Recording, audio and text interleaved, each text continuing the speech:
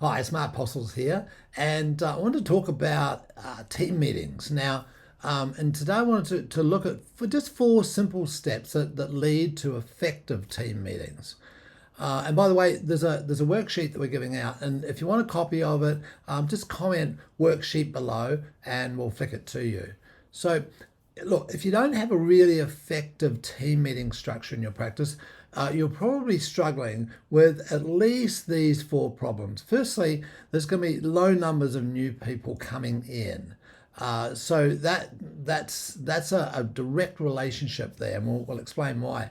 The procedures are not being followed. In other words, the procedures aren't seen to be important enough to be followed.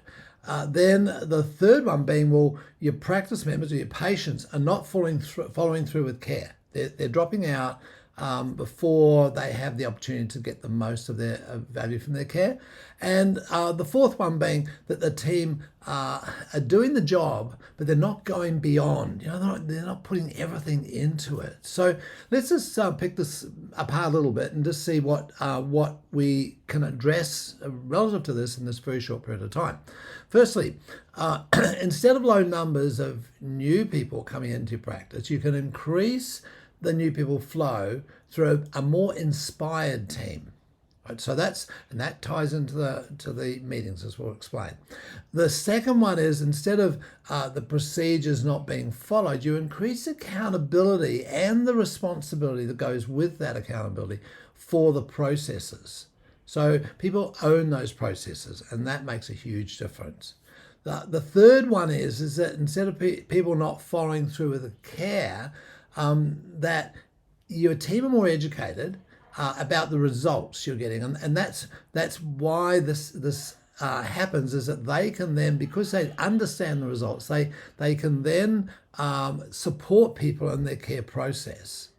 And the fourth one being that instead of the team doing the job but not going beyond, you have them stepping up to take on bigger tasks, and they're constantly in a process of growth and challenge, and that comes as a result of team meetings. So let's just unpack this a little bit more then. Right, firstly, about team meetings, make sure they're scheduled.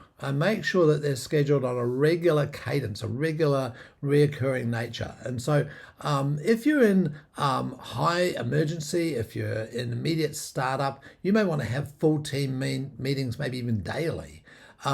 When you get into a state of more business as usual, that things are going on quite nicely, they can go out to maybe every 2 weeks. Wouldn't suggest you go any longer than that. So we'll just do an example of this relative to if you are doing 2 weekly meetings every 2 weeks, you have a full team meeting.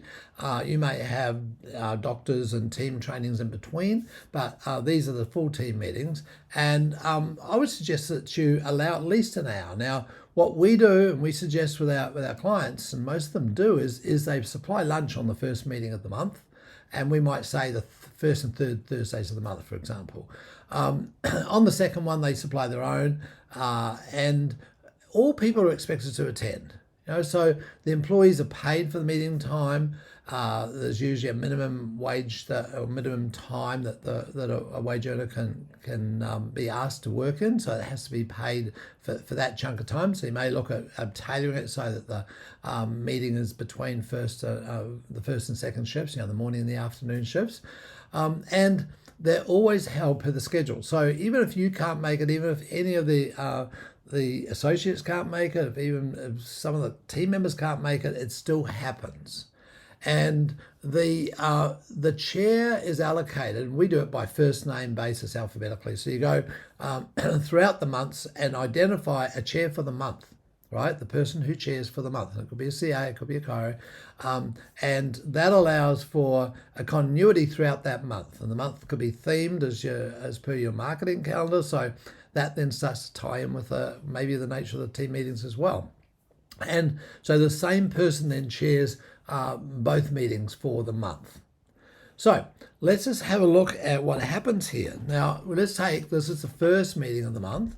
We look firstly at the functions here at what we call a track. That's where that's the bigger picture. That's the right brain area that we look at for inspiration. So this is an inspirational point area here. Okay, so this is, we want to start off with inspiration. We want the chair to come up with something that's maybe a challenge to others, so they can up the bar constantly in terms of the quality and the impact of their inspirational pieces, and maybe up to 20 minutes, depending on how much time you've allocated. But a reasonable chunk of time for this inspirational piece. It is so important, and it's important for the person who's presenting it, because they put work into it, and that becomes something that is their masterpiece and their contribution. But it's also maybe challenging and supportive to the team members, and they get inspired with it. So it could be chiro focus. It may be totally outside of the chiropractic paradigm, but it's, it could be personal growth and so forth. So that's the first one, the first phase of it. The second phase is that you go through the operational storyboard. So the operational storyboard is a displayed thinking board, and it's the organizational stuff, right? So it needs to be looked at in this context, and we have other information on how to create an operational storyboard and an organizational storyboard and so forth. But this is something that comes out to the team meeting, looking at the organization as a whole and what needs to be done within it. And within that, then there's statistics and the goals. Right. So those are areas that we want to look at where we've been with the statistics and where we're going, and be highly attuned to that. So that's the second thing that the meeting format needs. The third thing we want to have here is the care assessments. And the care assessments, we want them shared. So the care assessments are the things that people have written about their journey, about what's happened within the practice. Now, we also do an observational thing and suggest that you do this. This is a really, really important part, that you have the miracles, right? So the miracles get expressed by everyone. Everyone has the observation of a miracle and they share it. Any sort of thing that's happened to the practice, as far as the practice members are concerned, as far as their results are concerned, because what we wanted to do here is to build the feeling of accomplishment, the feeling of pride in the work that we do, the amazing stuff that happens. And sometimes it can be very, very small things. You know what? Mrs. Brown came in and she'd done her hair. It's the first time I've ever seen her do her hair. And she started to look after herself in ways that we've never seen before. So those are miracles, right? They could be really, really small, and so, well, to us, but they're massive to the person. The next level is acting out. So the fourth thing we want to have at this first team meeting of the month is an acting out of the statement of purpose. Right, so the statement of purpose is a document, and it's a narrative that if we put it into a kinesthetic form, it becomes far more impactful. So the team getting together, it's like a footy song, it's like, getting together to recite and to act, physically act the essence of what we stand for, is a very, very powerful phenomenon. So that's the fourth level. So we would have some similar on the second meetings. There's a connection on the second meeting of the team, right? So the connection of team, and we would have the DCs and the CAs in separate areas for half of the meeting. So it's about general chat, general camaraderie, things that they're working towards. It's kept inspirational. It could be some philosophical concepts and so forth that are dealt with there. It's open frame. The second area that we get involved with then is to, once again, go through the operational storyboard. Right, so this needs to be done every single time. And we review the stats. And we review the goals. All right, so those are the areas that we want to make sure that we're on track with, that we've look in the rear vision mirror for the stats and we look ahead for the goals. So that then is the second element. The third element then, as with the first meeting of the month, and this is why it's so important, the second meeting of the month, we still do our miracles. We still do our care assessments. Right? This is why we're here. This is the reason we do what we do, is to get the results we get, the shifts in people's lives. And the more your team members can be aware of that, the better. So you notice here that, and in both of these models, that the connection and the sharing of why we're here sandwiches the operational stuff. Right, so it's if you like, there's sort of a positive thing there and a positive thing there, and then there's maybe some of the problems that exist at an operational base that may come up in this middle part. And this is where we may also review, for example, a policy or a procedure. Right, so those are the things that we look at them along with the stats and the goals as to how these working. So this gets into the nitty gritty. So we have this sandwich, if you like, of firstly the connection element, then how things are working, and then thirdly the results that we're getting. So the fourth area here is the same as the first, and that is that we want to act out the statement of purpose.